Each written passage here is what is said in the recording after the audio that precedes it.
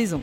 Le développement durable, c'est avant tout une question d'innovation technologique et sociétale, de création de produits et de services qui répondent à une nouvelle contrainte réglementaire, à une pression de plus en plus forte du consommateur.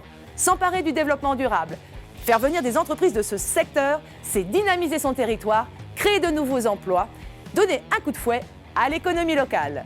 Exemple avec Phytorem, une société qui est située près de la gare et spécialisée dans l'assainissement des eaux et la dépollution des sols par les plantes, notamment avec le procédé exclusif bambou assainissement. Le procédé de bambou assainissement fonctionne finalement comme un filtre.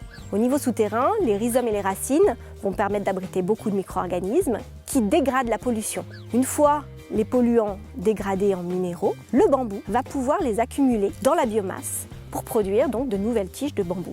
Celles-ci vont être coupées et donc vont pouvoir être valorisées. Le bambou est totalement comparable à un arbre, donc on va pouvoir le broyer ou le pellétiser pour pouvoir l'utiliser en combustible chaudière à bois. Phytorem fait du développement durable depuis sa création, puisque finalement en offrant un produit d'épuration tel que le bambou assainissement, non seulement on améliore l'environnement, mais on offre une solution économique et rentable sur du long terme, puisque le bambou va pouvoir fournir un revenu et une rentabilité sur des projets conséquents. Et puis c'est très social également, puisque pour la mise en œuvre et l'exploitation, on n'a pas besoin d'être sorti de Polytechnique pour pouvoir gérer nos stations. C'est un métier plutôt agricole, et donc là encore une fois, c'est créer des emplois à différentes échelles. Cette entreprise, qui connaît un fort développement, compte aujourd'hui 40 écostations d'épuration dans le monde.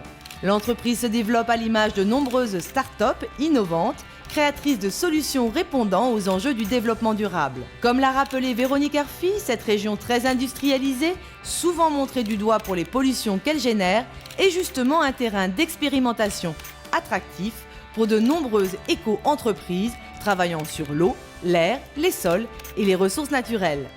La ville de Miramas, bien située, au carrefour des transports en commun et bénéficiant de l'image qualitative de la Provence, a justement choisi de jouer la carte de l'attractivité en développant autour de la gare une zone d'activité dédiée entre autres à ces secteurs d'avenir générateurs d'emplois.